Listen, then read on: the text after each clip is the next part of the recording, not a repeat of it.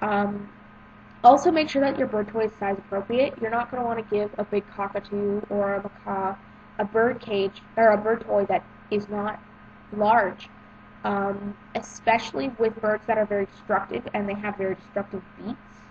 The last thing you want is for your bird to get a hold of a bell that's meant for a lovebird and your macaw has it inside its beak and is eating it. You don't want that. Um, if you have a bigger bird that likes um, bells and things like that, you can get stainless steel cylindrical bells. I'm not really sure how to describe it really. It's kind of like it's essentially just a stainless steel cylinder with one end open and one end closed, and the end that is on the top, the closed end, has an like a loop and then a bolt that hangs from it, and then when the tube is shaken, it makes the sound of a bell. And it's long enough that your bird cannot get its beak all the way down into the bell to pick up the bolt, and it's strong enough that your bird can't chew it apart to get there. Um, you can also get bird toys, especially for bigger birds, that are indestructible. Well, indestructible. um, they're made of acrylic, and the idea is to get a bird toy that your bird can't destroy all in one shot. Acrylic toys are great for birds who are really busy because it'll do one of two things. It'll either keep your bird busy for a really long time as it destroys it, or your bird will have something in its cage that is permanent or a little bit more permanent so that if your bird likes to destroy his other toys, he will still have toys in his cage to play with or to occupy himself with until you can replace the one that he's destroyed. Um, the last kind of toy that's really good to get are foraging toys, especially again for bigger birds, and more importantly for cockatoos, which, I'm not saying that cockatoos are the birds that, you know, are the smartest or whatever, but cockatoos are notorious for being the cuddle bugs, or the cuddle magnets, or whatever you'd like to talk to. And it's true, cockatoos are like golden retrievers. They will take love before food. And a lot of the times what happens is people will get cockatoos and not give them anything to do, and then they scream and pluck their feathers and just go crazy because they don't have the attention. If you're planning on getting a cockatoo, or if you have a rescued cockatoo or whatever, I would suggest getting a foraging toy because it gives them something else to do. Sometimes there are boxes that you have to slide the lids off of, or you have to twist the toy until the peanut comes out. It gives them something else to do.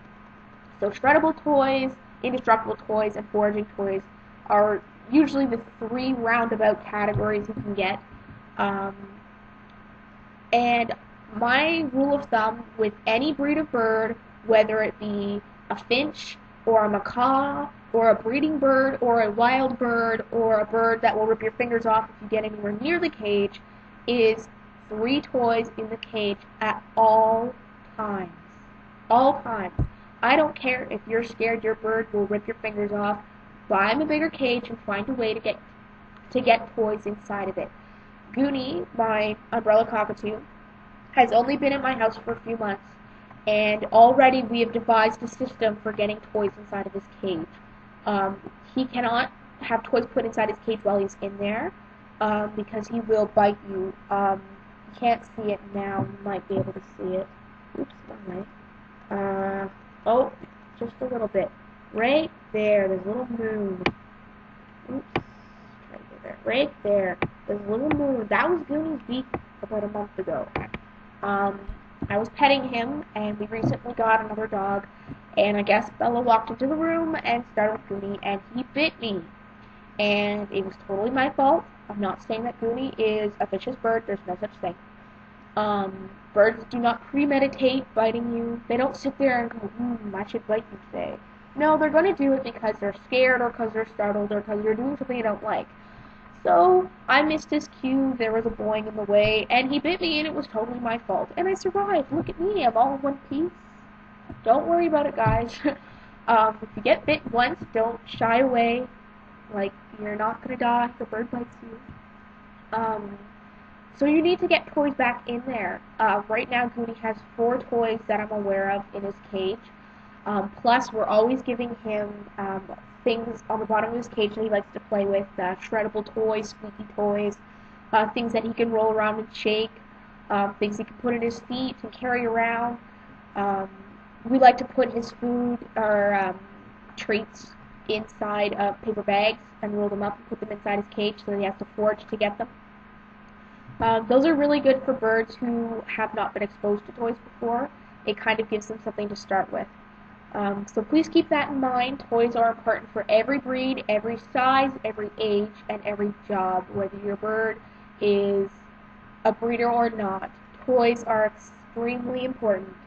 So I hope you learned something about toys and really consider buying, making, borrowing, whatever. So I hope you learned something. Go out and buy your bird toys. They'll love you forever, I promise.